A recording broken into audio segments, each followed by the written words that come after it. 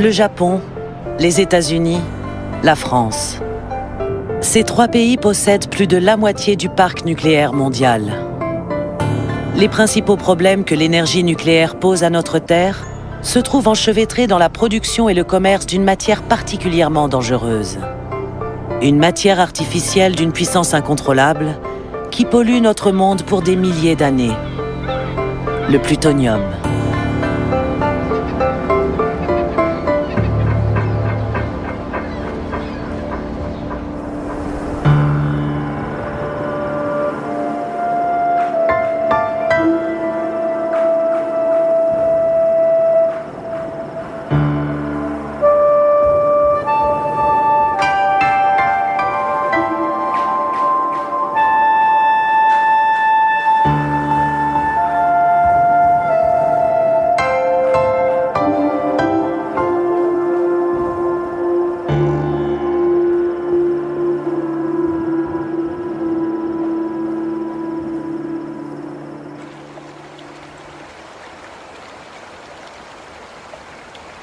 À la pointe nord de l'île principale du Japon, se trouve le mont Osore, l'entrée des enfers dans la mythologie japonaise.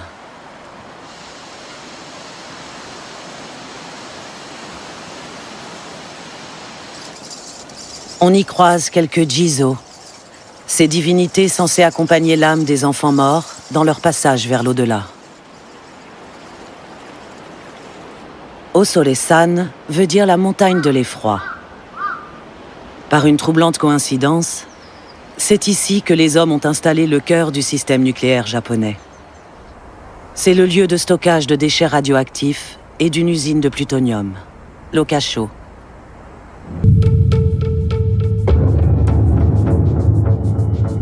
Ici, comme à Hanford, se trouve à côté de l'usine de retraitement un centre de stockage de déchets radioactifs de faible activité.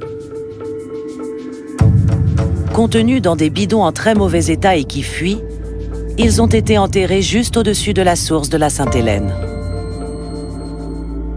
C'est un centre qui s'est construit de façon totalement empirique. Il s'est construit au plus mauvais endroit qui puisse exister. Si vous voulez faire un centre de stockage de déchets radioactifs, le plus mauvais endroit, c'est de prendre une zone humide. Or, cette zone qui s'appelle le Haut-Marais était une sorte de marécage. Or, vous le savez, c'est l'ennemi principal, c'est l'eau, parce que c'est elle qui va faire qu'à un moment donné, les pollutions radioactives vont y véhiculer. Bien sûr, par la suite, ils ont essayé d'améliorer, de corriger, et au cours des années, ils ont fait toujours de mieux en mieux, mais les parties anciennes de ce centre sont vraiment dans de très mauvaises conditions, et nous avons toujours pensé pour notre part qu'il y a certaines zones qui auraient dû être reprises.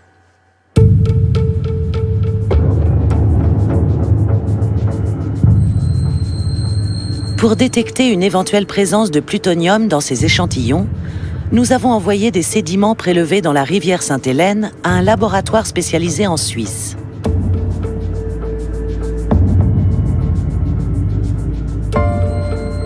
Les résultats sont indiscutables. Le laboratoire confirme non seulement la présence de plutonium dans les prélèvements, mais indique que celui-ci ne saurait provenir des retombées des essais atomiques des années d'après-guerre. En clair, il confirme la présence de plutonium due aux fuites du centre de stockage de La Hague. Le spectre d'une contamination permanente se révèle de façon précise et irréfutable.